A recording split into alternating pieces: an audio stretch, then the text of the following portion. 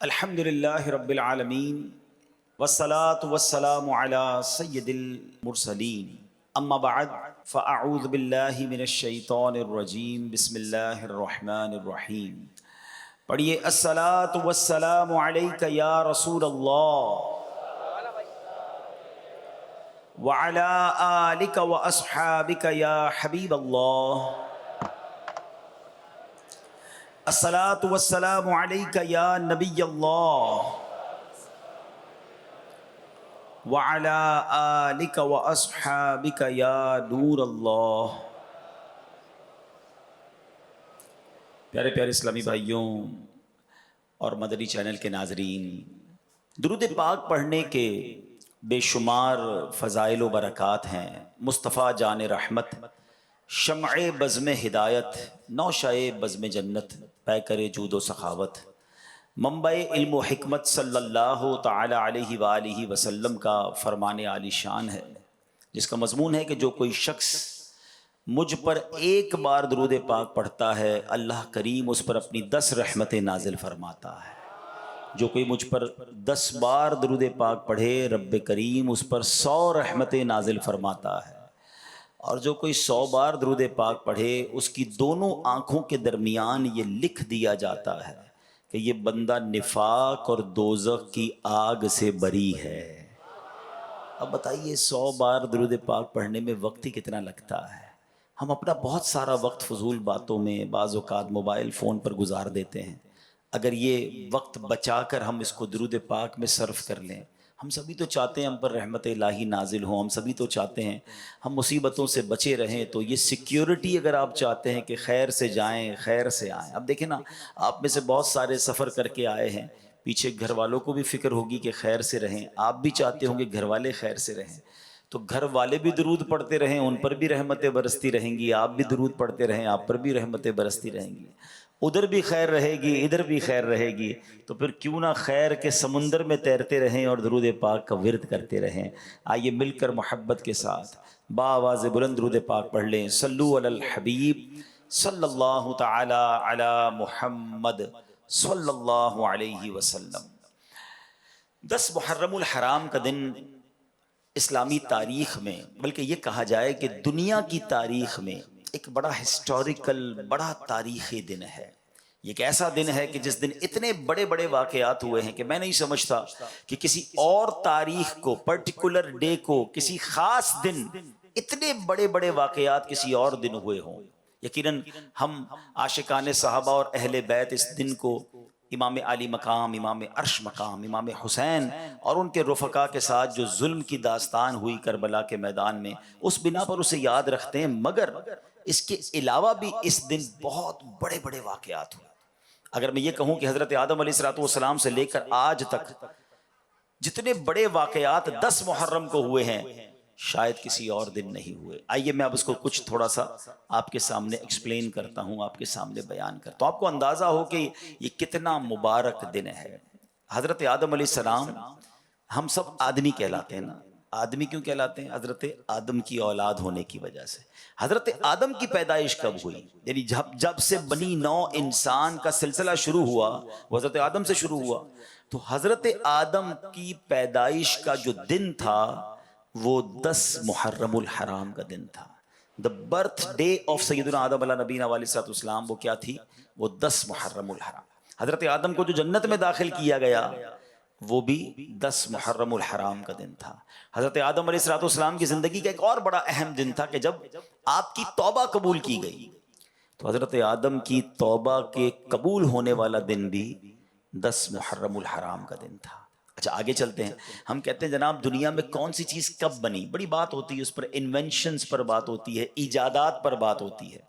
کائنات کی اہم ترین چیزیں، زمین، آسمان، سورج، چاند، ستارے، اچھا پھر عرش، کرسی، جنت، یہ سب کے سب جو بنائے گئے یہ 10 محرم الحرام کو ہی بنائے گئے. آپ سوچیں کتنا اہم دن ہے. اچھا اور آگے چلتے ہیں. حضرت ابراہیم علیہ نبینا علیہ السلام یہ خلیل اللہ ہیں اور اپنے بعد تمام نبیوں کے والد ہیں، کیونکہ آپ ہی کی نسل سے بعد میں اس کے بعد سارے انبیاء گزرے. حضرت ابراہیم کا یوم ولادت بھی، ان کی پیدائش کا دن بھی 10 محرم الحرام ہے۔ اچھا، پھر حضرت ابراہیم کے ساتھ ایک واقعہ ہوا تھا کہ جب آپ کو آگ میں ڈالا جا رہا تھا اور آپ کے لیے اس آگ کو گلزار بنا دیا گیا، یہ جو آگ گلزار میں تبدیل ہوئی نا، یہ دن بھی 10 محرم الحرام کا دن تھا۔ اچھا، پھر آگے چلتے ہیں۔ حضرت موسیٰ علیہ نبینا علیہ الصلوۃ والسلام کلیم اللہ ہے، آپ کی زندگی کا وہ تاریخی دن جبکہ بہت تکلیف دی فرعون کے لوگوں نے اور فرعون نے، مگر آپ کو اور آپ کی قوم کو نجات کیسے ملی تھی کہ دریائے نیل سے آپ تو نکل گئے، دریا نے راستہ دے دیا، مگر فرعون اپنے ساتھیوں کے ساتھ دریائے نیل میں غرق ہوا۔ یہ جو فرعون سے نجات ملی، فرعون غرق ہوا، یہ دن بھی 10 محرم الحرام کا دن تھا۔ اور آگے چلتے ہیں۔ حضرت عیسیٰ روح اللہ علیہ نبینا علیہ الصلوۃ والسلام، ان کی پیدائش کا دن بھی، ڈیٹ آف برتھ 10 محرم الحرام۔ حضرت عیسیٰ علیہ السلام کو جو آسمانوں پر اٹھایا گیا، یہ دن بھی 10 محرم الحرام۔ اسی طرح حضرت نوح علیہ السلام، طوفان نوح آپ نے سنا ہوگا کہ جب ساری دنیا میں پانی تھا، کوئی بچا نہیں، صرف ایک کشتی تھی جس میں 80 کے قریب لوگ تھے، باقی ساری دنیا کے لوگ ڈوب گئے تھے۔ وہ کشتی گھومتی رہی اور جب جا کر کوہ جودی پر جا کر کنارے لگی تو وہ دن بھی عاشورے کا دن یعنی 10 محرم الحرام کا دن تھا۔ حضرت سلیمان علیہ السلام کو بڑی بادشاہت ملی، آسمان و زمین اور جناب ہواؤں پر اور جانوروں پر اور پتہ نہیں کتنی چیزوں پر آپ کو حکومت ملی، اتنی بڑی بادشاہت، مگر آپ کو جو یہ ملک عظیم عطا کیا گیا، یہ بھی دن تھا 10 محرم الحرام کا۔ حضرت یونس علیہ السلام کی زندگی میں ایک بڑا عجیب واقعہ ہوا کہ آپ مچھلی نے آپ کو نگل لیا اور مچھلی کے پیٹ میں انہوں نے اللہ کو پکارا تھا۔ کیا دعا کی تھی؟ لا الہ الا انت سبحانک انی کنت من الظالمین۔ یہ آیت کریمہ یاد رکھو میرے پیارے اسلامی بھائی۔ علماء فرماتے بندہ کتنی بڑی مشکل میں کیوں نہ ہو، اپنے رب کو دل سے پکارے، وہ رب جو حضرت یونس کو مچھلی کے پیٹ سے باہر نکال سکتا ہے، وہ تمہیں بھی غموں کی دنیا سے باہر نکال دے گا۔ حضرت یونس علیہ السلام جو مچھلی کے پیٹ سے باہر آئے، وہ دن کون سا تھا؟ وہ دن بھی عاشورے کا دن تھا، وہ دن بھی 10 محرم الحرام۔ اچھا، پھر حضرت یعقوب علیہ السلام، ان کی بینائی، ان کی جو دیکھنے کی طاقت تھی، ان کی آئی سائٹ جو تھی وہ کمزور ہو گئی تھی، ضعف آ گیا تھا۔ اللہ نے اس بینائی کے ضعف کو، اس بینائی کی کمزوری کو جو دور کیا، وہ جو دن تھا وہ بھی 10 محرم الحرام کا تھا۔ حضرت یوسف علیہ السلام کی زندگی کا ایک عجیب دن کہ جب آپ کو گہرے کنویں میں ڈال دیا گیا، اس کنویں سے جس دن آپ کو نکالا گیا، وہ دن بھی 10 محرم الحرام کا دن تھا۔ حضرت ایوب علیہ السلام پر بڑی تکلیفیں آئیں، صبر ایوب تو مشہور ہے نا، مگر حضرت ایوب علیہ السلام کی اس تکلیف کو، اس بیماری کو جس دن دور کیا گیا، وہ دن بھی یہی 10 محرم الحرام کا دن تھا۔ آسمان سے سب سے پہلی بارش، یہ جو بارش ہے نا، یہ میری اور آپ کی زندگی کا سبب ہے، اس پانی سے ہی تو ہم یوں سمجھے کہ ہماری لائف لائن ہے، مگر یہ آسمان سے جو پہلی بارش آئی، وہ دن بھی 10 محرم الحرام کا دن تھا۔ یہ وہ دن ہے کہ پچھلی امتوں میں جس کا روزہ بڑا مشہور تھا، بلکہ کچھ روایت ایسی بھی ملتی ہیں کہ رمضان کا روزہ فرض ہونے سے پہلے عاشورے کا روزہ فرض تھا، پھر منسوخ کر دیا گیا، پھر رمضان کا روزے فرض ہوئے۔ یہ اتنا مبارک دن ہے۔ اور اس کے علاوہ جب یہ تقریباً میں نے آپ کو کم و بیش 24 واقعات، 24 باتیں بتائیں جو عاشورے سے متعلق ہیں، اور پھر 25واں واقعہ وہ ہے کہ امام علی مقام، امام عرش مقام، امام حسین رضی اللہ تعالیٰ عنہ اور ان کے رفقا کو بھوکا پیاسا کربلا کے میدان میں شہید کیا گیا۔ اب ذرا سوچیے یہ دن کیسا ہے، یہ کتنا تاریخی دن ہے۔ آج کے دن میں پتہ ہے ہم نے دعا کیسے مانگنی ہے اللہ کی بارگاہ میں، التجا کیسے کرنی ہے کہ اے اللہ تو نے آج کے دن حضرت آدم کی توبہ کو قبول کیا ہے، اے اللہ میری توبہ بھی قبول فرما لے، مجھے بھی سچی توبہ عطا فرما۔ اے حضرت یوسف کو اندھیرے کنویں سے نکالنے والے، مجھے بھی گناہوں کی ظلمت سے نکال کر نیکیوں کے نور میں داخل فرما دے۔ اے حضرت یونس کو مچھلی کے پیٹ سے نجات دینے والے، اے اللہ مجھے بھی غموں کی اور مصیبتوں کی تکلیف سے باہر نکال دے۔ اے رب، جو تو نے عاشورہ کے دن حضرت موسیٰ کو اور ان کے رفقا کو دریائے نیل میں راستہ عطا کیا، اے اللہ مجھے بھی نیکی کے راستے پہ چلا دے، مجھے بھی گناہوں کے سمندر سے پار لگا دے، اور میری بھی کشتی جو ہے وہ کنارے لگ جائے۔ اے رب کریم، جو تو نے حضرت نوح کی کشتی کو عاشورہ کے دن کنارے لگا دیا، اے اللہ ہماری کشتی بھی کنارے لگا دے، ہمارا سفر بھی جو ہے وہ خیر سے عافیت سے پورا ہو جائے، اور دنیا سے جائیں تو ایمان سلامت لے کر اس دنیا سے اپنی قبر میں جائیں۔ تو آج تو مانگنے کا دن ہے، آج تو کرم نوازی کا دن ہے۔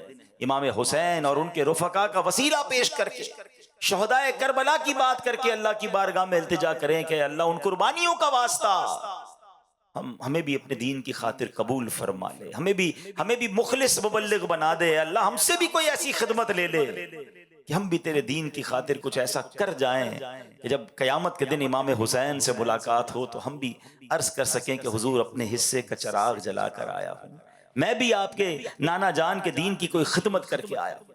سوچو میرے پیارے اسلامی، اتنا مبارک، تو ایک تو میں نے بتانا تھا کہ عاشورہ کا دن کتنا مبارک دن ہے، عبادت میں، دعاؤں میں، التجاؤں میں، اور ان عظیم واقعات کی یادوں میں گزاریں۔ اب آتے امام حسین رضی اللہ عنہ کا مرتبہ۔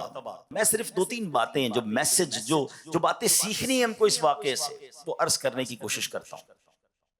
امام حسین رضی اللہ عنہ کوئی عام شخصیت نہیں ہے، ہر صحابی کا مرتبہ بہت ہی اعلیٰ ہے، مگر حسنین کریمین کی تو بات ہی نرالی ہے نا۔ نبی پاک علیہ الصلوۃ والسلام فرماتے یہ جنت کے نوجوانوں کے سردار ہیں۔ حسنین کریمین کے بارے میں نبی پاک فرماتے یہ دونوں میرے پھول ہیں۔ آقا علیہ الصلوۃ والسلام صرف پھول فرماتے نہیں بلکہ پھولوں کی طرح انہیں سونگھا بھی کرتے تھے، انہیں چوما بھی کرتے تھے۔ انہوں نے نبی پاک کے کاندھوں پر سواری کی ہے۔ امام حسین رضی اللہ عنہ کو راکب دوش مصطفیٰ کہا جاتا ہے، یعنی نبی پاک کے کاندھوں پر سواری کرنے والا۔ اللہ اکبر۔ آقا علیہ الصلوۃ والسلام فرماتے ہیں حسین مجھ سے ہے اور میں حسین سے ہوں۔ کیسا پیار ہے، کیسی محبت ہے۔ ہمارے یہاں جب کسی بچے کی ولادت ہوتی ہے نا تو ہم کسی بزرگ کو، کسی مولوی صاحب کو، کسی کوشش کرتے نیک بندے کو ڈھونڈیں جو کان میں اذان بھی دے دے اور تحنیک یعنی گٹی دے دے، کوئی کھجور کھلا دے، کوئی شہد چٹا دے، اچھی بات ہے، اچھی ابتدا ہوتی ہے کہ چلے کسی نیک بندے کا جھوٹا جو ہے ہمارے بچے کے منہ میں چلا جائے۔ مگر آپ کو پتہ ہے امام حسین کی سٹارٹ کیسے ہوئی ہے، ان کی ابتدا کیسے ہوئی ہے؟ ایک تو امام حسین پیدا ہی مدینہ منورہ میں ہوئے، اور پھر سب سے پہلی خوراک انہیں کیا ملی ہے؟ نبی پاک نے اپنی گود میں لیا۔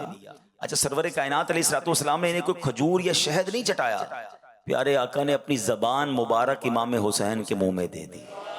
آئے ہائے، ذرا سوچو تو صحیح، پہلی خوراک ہی لعاب مصطفیٰ ہے۔ نبی پاک کا مبارک لعاب جو ہے وہ امام حسین کی پہلی خوراک ہے، اور پہلی انہوں نے ان کے کانوں نے پتہ پہلی آواز کیا سنی ہے؟ ہم کہتے ہیں کسی بزرگ سے اذان دلوا دو، اللہ اکبر۔ امام حسین کی قسمت پر ہماری جانیں قربان، ان کے کانوں میں پہلی آواز جو آتی ہے وہ آواز کیا ہے؟ اللہ اکبر، اللہ اکبر، یعنی اللہ رب العالمین کا نام ہے مگر آواز رحمت للعالمین کی ہے۔ آئے خوراک بھی ابتدا کیسی ہے، آواز بھی کیسی ہے، نبی پاک کی گود میں پلے ہیں، بہت پیار۔ مگر ایک بار ایک صحابیہ نے دیکھا کہ پیارے آقا علیہ الصلوۃ والسلام کی گود میں امام حسین ہیں اور نبی پاک کی آنکھوں میں آنسو ہیں، آنسوؤں کی جھڑی لگی ہوئی۔ صحابیہ نے کہا حضور آپ رو رہے ہیں، خیریت تو ہے؟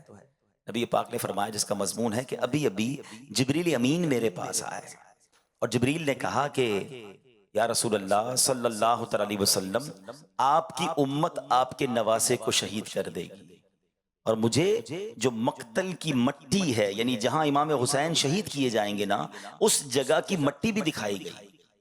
نبی پاک کو بچپن میں ہی بتا دیا گیا تھا کہ امام حسین شہید کیے جائیں گے۔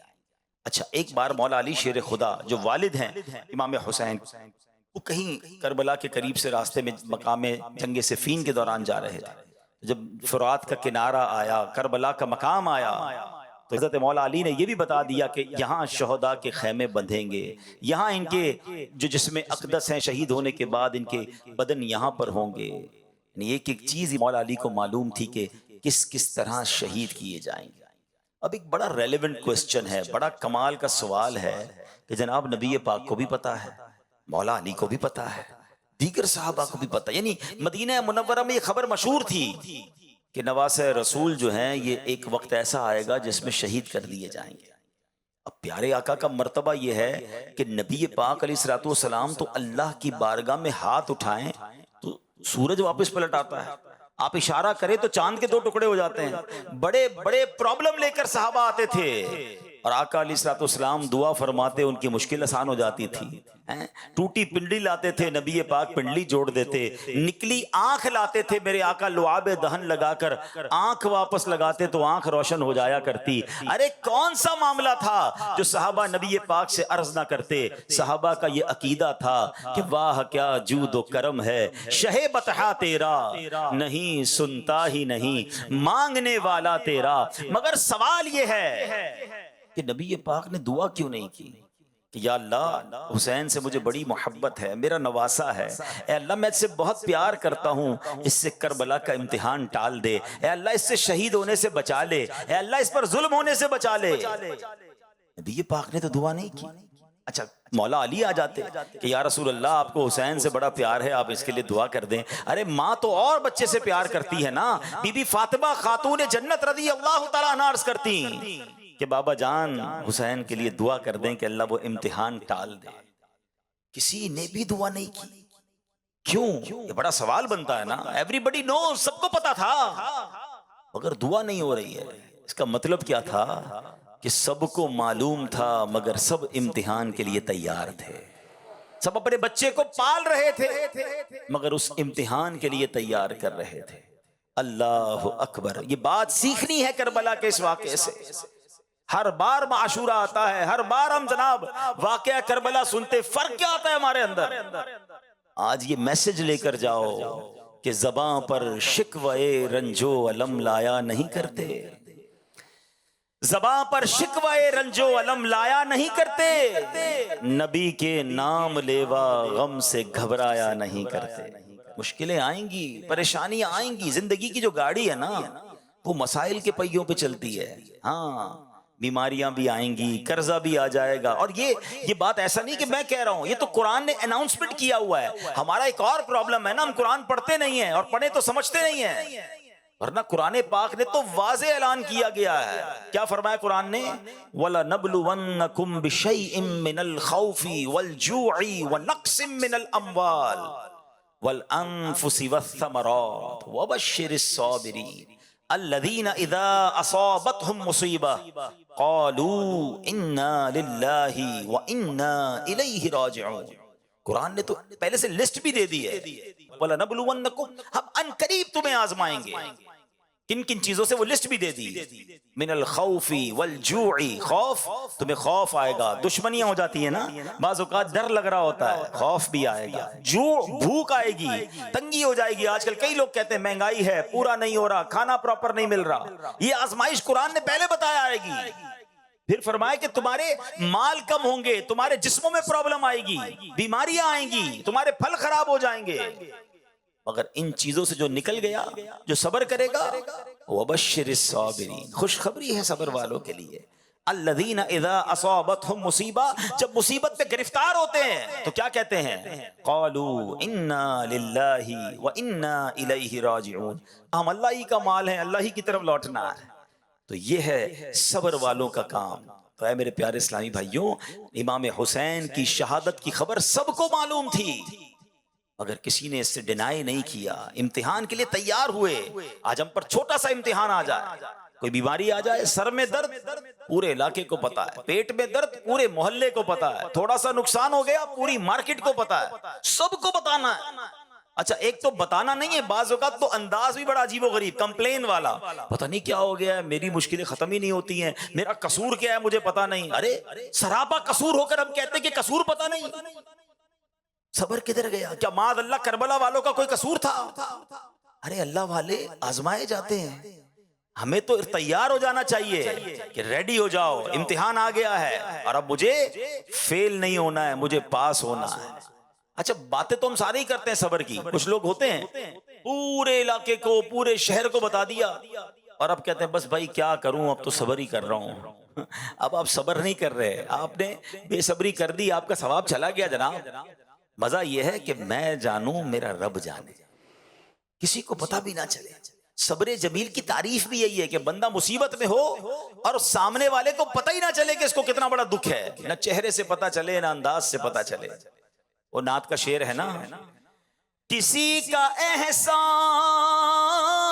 کیوں اٹھائیں، کسی کو حالات کیوں بتائیں، تمہیں سے مانگیں گے تم ہی دو گے، تمہارے در سے ہی لو لگی ہے. تو انداز یہ ہو، کسی کو کیوں بتائیں. یہ پہلا میسج جو ہے ہمیں یہ لے کر جانا ہے. نیت کریں انشاءاللہ صبر کا دامن نہیں چھوڑیں گے. ان اللہ مع الصابرین، اللہ کی رحمت صبر والوں کے ساتھ. صبر کرو نا، پھر دیکھو کیسے رحمت الہی ملے گی آپ. اچھا اب چلتے ہیں ایک اور پیغام کی طرف. ویسے تو بہت سارے کربلا کے میدان سے، اس پورے واقعے سے قدم قدم پر ہمارے لیے پیغام. جب یہ مارکا ہونے لگا تھا، امام حسین کربلا کے قریب پہنچ گئے، تو سب سے پہلے جنہوں نے انٹرسپٹ کیا، جنہوں نے روکا، وہ تھے حضرت حر. 1000 گھڑ سواروں کو لے کر آئے اور آپ کو روکا. تو امام حسین نے کہا کہ ہمیں کیوں روک رہے ہو، ہمیں کیوں گرفتار کر رہے ہو؟ ہم تو کوفہ والوں کا لیٹر دیکھ کر ان کی ریکویسٹ پر آئے ہیں، ہمیں تو بہت سارے خط لکھے گئے. اگر آپ کہتے ہیں کہ ہماری ضرورت نہیں تو ہم واپس چلے جاتے ہیں، ہم لڑنے تو آئے نہیں. مگر حر کہتے ہیں کہ نہیں، مجھے ابن زیاد کی طرف سے یہ آرڈر ملا ہے کہ آپ کو چھوڑنا نہیں ہے، آپ کو گرفتار کرنا ہے. امام حسین فرماتے کہ ہمارا قصور کوئی نہیں، ہمیں کیوں گرفتار کر رہے ہیں؟ بہرحال باتوں باتوں میں نماز کا وقت ہو گیا. امام حسین رضی اللہ تعالیٰ نے فرمایا کہ ٹھیک ہے، اب نماز کا وقت ہو گیا، ہمیں نماز پڑھنے دو. تمہیں اپنی پڑھنی ہے تو اپنی پڑھ لو. حضرت حر کے دل میں اہل بیت سے محبت تھی، نرمی بھی تھی، کہ نہیں، نماز تو ہم آپ کے پیچھے ہی پڑھیں گے. تو امام حسین نے امامت کرائی اور ان لوگوں نے نماز بھی امام حسین کے پیچھے پڑھی. لیکن ہوا یہ کہ ایک وقت ایسا آیا کہ پھر پیچھے سے لشکر اور آ گیا. بڑی ڈیٹیل ہے اس کی. اور اب بالکل 10 محرم کا جب دن آیا اور لڑائی کی تیاری ہونے لگی، امام حسین نے ایک بڑا عظیم خطبہ دیا کربلا کے میدان میں، اور آپ نے اتمام حجت فرمائی. ان لوگوں کو بہت سمجھایا کہ لوگوں دیکھو، مجھے پہچانو میں کون ہوں. میں نبی پاک کا نواسا ہوں، میرے آقا علیہ الصلوۃ والسلام نے میرے فضائل بیان کیے ہیں، مجھے جنتی نوجوانوں کا سردار قرار دیا. اگر تم نے آج مجھے شہید کر دیا تو قیامت کے دن اللہ کو کیا منہ دکھاؤ گے؟ ایسا ظلم نہ کرو. میں لڑنے نہیں آیا، مجھے اگر آج بھی راستہ دے دو میں واپس چلا جاؤں گا. یعنی آپ نے آخری حد تک کوشش کی کہ لڑائی نہ ہو، مقابلہ نہ ہو، قتل و غارت گری نہ ہو. لیکن دلوں پر ایک ایسی لالچ طاری تھی، آنکھوں پر ایک ایسا پردہ تھا جو کسی کو بات ہی سمجھ نہیں آ رہی تھی. مگر حضرت حر کی کیفیت بدلنے لگی. آپ یزیدی لشکر میں تھے، آپ کے ہاتھ بھی کانپنے لگے، پیر بھی کانپنے لگے، کپ کپی طاری ہو گئی. حضرت حر کا ایک دوست تھا، ساتھی تھا، کہتا ہے اے حر، تمہیں کیا ہو گیا؟ تم تو بڑے سپہ سالار، بڑے جری بہادر، بڑے بڑے تم نے مقابلے کیے، آج تم یہ 72 کا لشکر سامنے دیکھ کر ڈر گئے ہو کیا؟ تمہیں سمجھ نہیں آ رہی تمہیں ہو کیا گیا ہے؟ حضرت حر نے وہ تاریخی جملے کہے کہ میں اس لیے ڈر رہا ہوں، اس لیے کانپ رہا ہوں کہ مجھے جنت بھی نظر آ رہی ہے، مجھے دوزخ بھی نظر آ رہی ہے. میں اگر تمہارے ساتھ رہتا ہوں تو مجھے جہنم کی آگ نظر آ رہی ہے، اور امام حسین کے قافلے کو دیکھتا ہوں تو مجھے جنت پکار رہی ہے. اہل بیت کے سامنے کیسے مقابلہ کروں؟ اسی کشمکش میں تھے کہ آخر جوش ایمانی نے جوش دکھایا. اپنے گھوڑے کو انہوں نے زور لگایا اور گھوڑا دوڑاتے دوڑاتے یزید کے لشکر سے نکل کر امام حسین کے قدموں میں آ گئے اور کہتے حضور میری پہلی غلطی معاف فرما دیجئے، جو میں نے آپ کو روکا تھا، اب اجازت دیجئے، میں آپ کے قدموں پر اپنی جان قربان کرنا چاہتا ہوں. حضرت حر یہ جانتے تھے کہ 72 کا لشکر ہے، سامنے 22,000 ہیں، یہاں شہادت ہی ملنی ہے، مگر یہاں کی شہادت جو ہے وہ حقیقی زندگی ہے. میں اگر اہل بیت کے قدموں پر قربان ہو گیا تو یہی میری مغفرت کا ذریعہ ہوگا. اور ایسا ہی ہوا کہ اب امام حسین کی طرف سے لڑتے لڑتے آپ یزیدی لشکر کے ساتھ لڑتے لڑتے دنیا سے چلے گئے، آپ شہید ہو گئے. مگر آج آپ کا مزار بھی ہے، اور جب بھی حضرت حر کا ذکر کیا جاتا ہے ادب کے ساتھ اور رضی اللہ تعالیٰ عنہ کہہ کر ذکر کیا جاتا ہے. اللہ اکبر. حضرت حر نے یہ ثابت کیا خوبصورت بات شاعر لکھتے ہیں کہ یہ نعرہ ہر کا تھا جس وقت فوج شام سے نکلا کہ دیکھو یوں نکلتے ہیں جہنم سے خدا والے. نکل گئے نا جہنم سے. میں آج ایک پیغام لے کر آیا ہوں. میں آج آپ سب کے لیے ایک میسج لے کر آیا ہوں, اور یہ میسج میرے لیے بھی, ہم سب کے لیے. حضرت حر نے ڈیسیشن لیا, فیصلہ لیا, دیر نہ کی. شاید سوچتے رہ جاتے, اور اگر یزیدی لشکر میں رہ جاتے تو آج کوئی نام لینے والا نہ ہوتا. مگر وہ شاندار فیصلہ تھا, وہ ڈیسیشن تھا, وہ ہمت تھی. حضرت حر سمجھ گئے تھے کہ یہاں بچ تو جاؤں گا لیکن مر جاؤں گا, وہاں مر جاؤں گا مگر جا کر بچ جاؤں گا. امام حسین کے قدموں پہ قربان ہو گیا تو یہی زندگی ہے. اب میں جو میسج دینا چاہتا ہوں, ہم میں سے بہت سارے ہیں تو آج ایک کیفیت میں زندگی گزار رہے ہیں. مسلمان ہے نا, کیفیت بنتی ہے. کوئی شراب پی رہا ہے, اسے پتا ہے میں غلط کر رہا ہوں, چھوڑ دوں؟ نہیں یار, چھوڑوں گا تو مزہ ختم ہو جائے گا, دوستوں کی سنگت ختم ہو جائے گی. کوئی ہے جو جوا کھیلتا ہے, دل چاہتا ہے چھوڑ دوں, کبھی کبھی خیال بھی آتا ہے, مگر کہتا ہے چھوڑ دوں گا تو اس کا مزہ چلا جائے گا. کوئی ہے جو حرام کما رہا ہے, سود کا کاروبار, رشوت کا کاروبار, چوری کر رہا ہے, ڈکیتی ڈال رہا ہے, لوگوں کی چیزوں پر قبضے کر رہا ہے, دھوکے دے رہا ہے. کبھی کبھی دل میں خیال آتا ہے چھوڑ دوں, ارے چھوڑ دوں گا تو کاروبار کیسے چلے گا, پیسے کم ہو جائیں گے. ایک کیفیت ہے, ڈیسیشن نہیں لے رہا ہے, سوچتا ضرور ہے, ہمت نہیں کر پا رہا ہے. حضرت حر کا وہ فیصلہ یاد کرو. ایک طرف مال تھا, دولت تھی, اقتدار تھا, زندگی تھی, 22,000 کے لشکر کے ساتھی تھے. دوسری طرف 72 لوگ تھے جن کے پاس اسلحہ بھی نہیں تھا, بچے تھے, خواتین تھی, پتا تھا جا کر شہیدی ہونا ہے. مگر کیا شاندار فیصلہ کیا کہ دیکھو یوں نکلتے ہیں جہنم سے خدا والے. وہ فیصلہ, وہ کربلا کا دن, یقیناً یہ آج کا ہی دن تھا. 10 محرم الحرام حضرت حر نے فیصلہ کیا. آج ہر اس اسلامی بھائی کو پیغام دے رہا ہوں جو فیصلے میں رکا ہوا ہے, میں حرام چھوڑوں کہ نہ چھوڑوں, میں شراب چھوڑوں کہ نہ چھوڑوں, میں غلط کام چھوڑوں کہ نہ چھوڑوں, میں بدکاری کر رہا ہوں, اس غدی عادت سے نکلوں کہ نہ نکلوں. اگر حسینی ہونا, اگر واقعی پنجتن کے غلام ہو, ارے آج سے بہتر دن تمہیں کون سا ملے گا فیصلہ کرنے کا. آؤ آج نیت کر لو, آج یقین کرو, تم نیت کر لو. تم بری محفل چھوڑ کر قدم تو بڑھاؤ اللہ کی رحمت کی طرف. ارے حرام روزی چھوڑ کر تم حلال کی طرف قدم تو بڑھاؤ. اگر تم حرام کا ایک دروازہ بند کرو گے, اللہ رحمت سے تم پر حلال کے کئی دروازے کھول دے. تم برے دوستوں کی محفلوں, شراب, جوئے, بدکاری کی کاموں کو چھوڑو تو صحیح. دیکھو اللہ تمہاری زندگی میں کیسی برکتیں ڈال دے گا. حضرت حر کے اس فیصلے کو آج یاد کرو.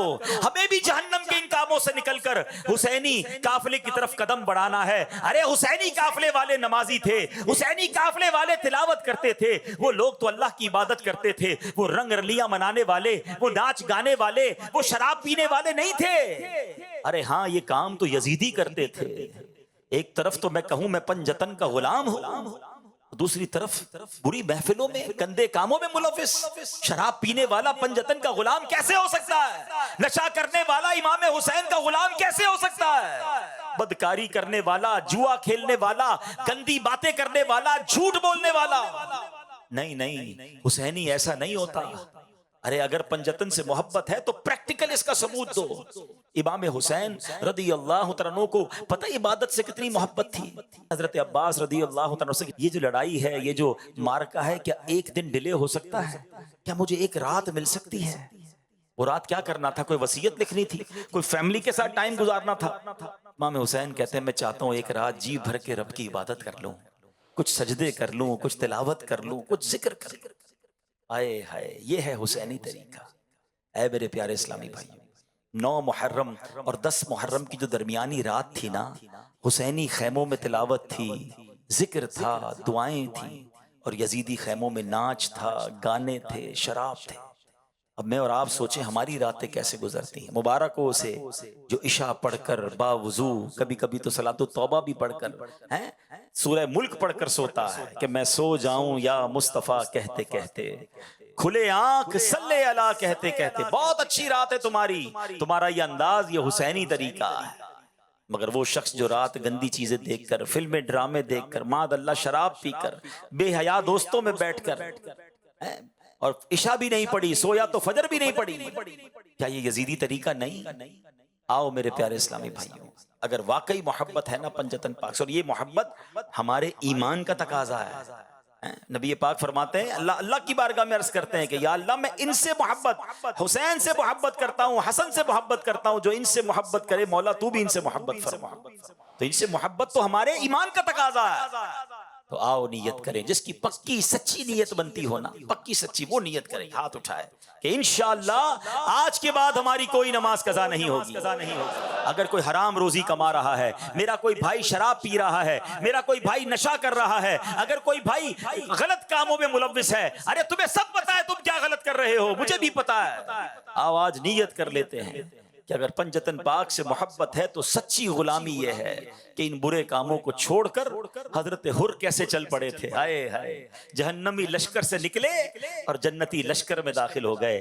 اللہ مجھے بھی وہ قدم اٹھانے کی توفیق عطا فرمائے، آپ کو بھی یہ فیصلہ کرنے کی توفیق عطا فرمائے۔ اللہ کرے کہ آج کا دن ہماری زندگی میں ایک بہترین بدلاؤ لانے کا دن بن جائے، ہماری زندگی کا ایک شاندار دن بن جائے، ایک یادگار دن بن جائے۔ دوست پوچھیں، رشتہ دار پوچھیں، ارے بھائی آپ وہ فلاں کام غلط کرتے تھے، اب آپ نے چھوڑ دیا، تو آپ کہیں میں پنجتن کا غلام ہوں، میں نے جھوٹ بولنا چھوڑ دیا، میں پنجتن کا غلام ہوں، میں نے نماز 5 وقت پابندی سے شروع کر دی، ارے میں امام حسین کا غلام ہوں، میں کیسے کسی مسلمان کو دھوکہ دے سکتا ہوں، میں نے دھوکہ دینا چھوڑ دیا، میں نے حرام کمانا چھوڑ دیا، میں نے رشوت لینا چھوڑ دی۔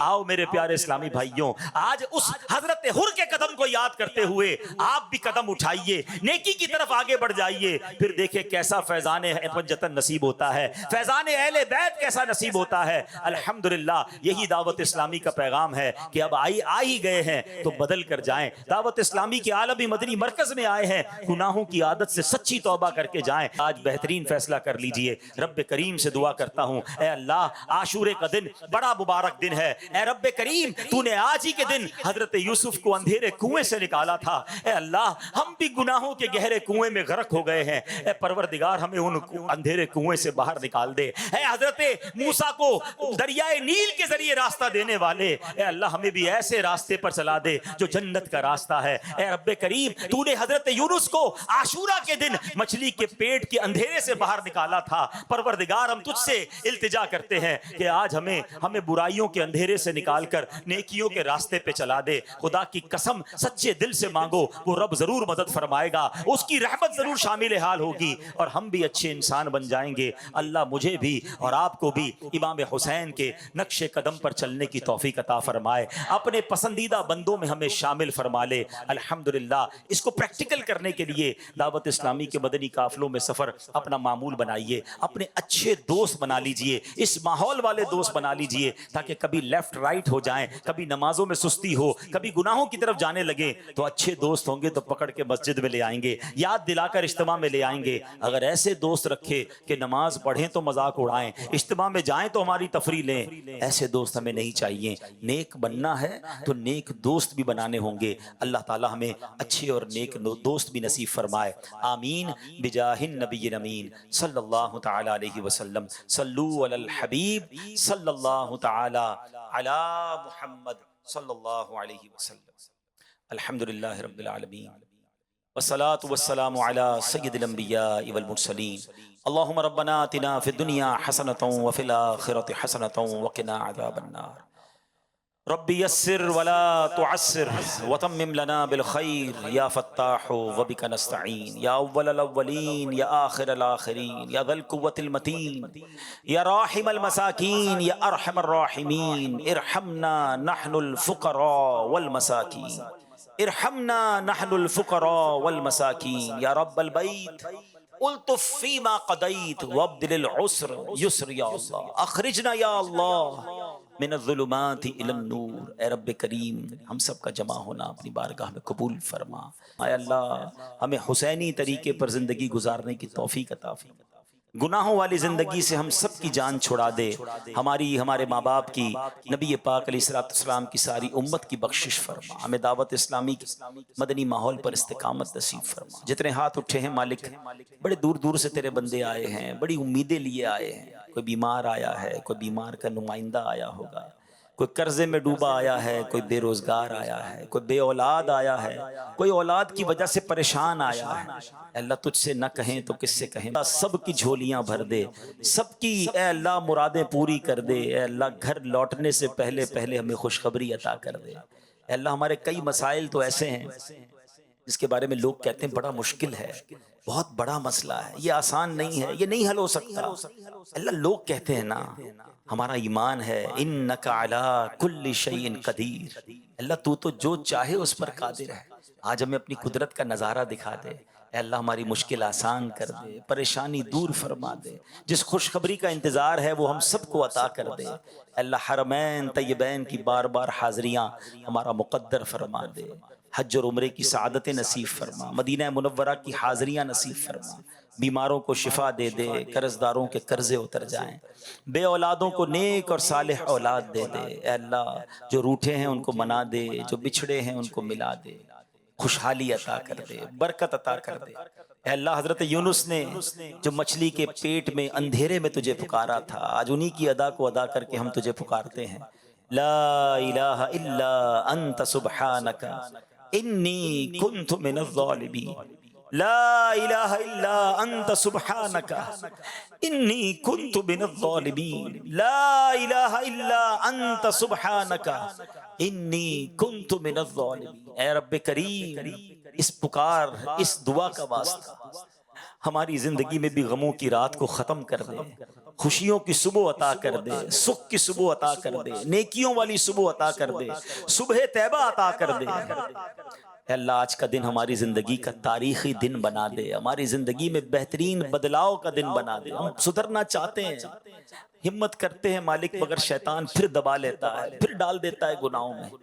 آج تجھ سے مدد مانگتے مولا، بدل دے مولا، ہمارا دل بدل دے، شیطان سے مقابلے میں ہمیں طاقت عطا فرما، ہماری مدد فرما۔ اے رب کریم دعوت اسلامی کے مدنی ماحول پر استقامت عطا فرما۔ اللہ جو مانگ سکے وہ بھی دے دے، جو نہیں مانگ سکے آج تو مانگنے کا دن ہے نا، آج ہمیں وہ بھی عطا فرما دے۔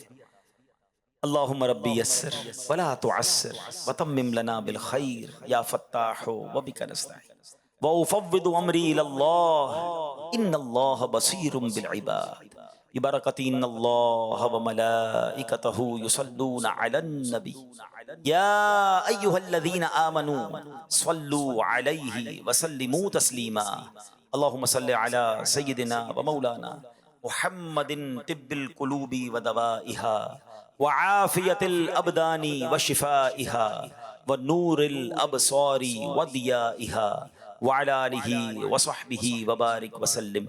جب دم واپسی ہو یا اللہ، سامنے ہو روضہ رسول اللہ، اور لب پہ ہو لا الہ الا اللہ محمد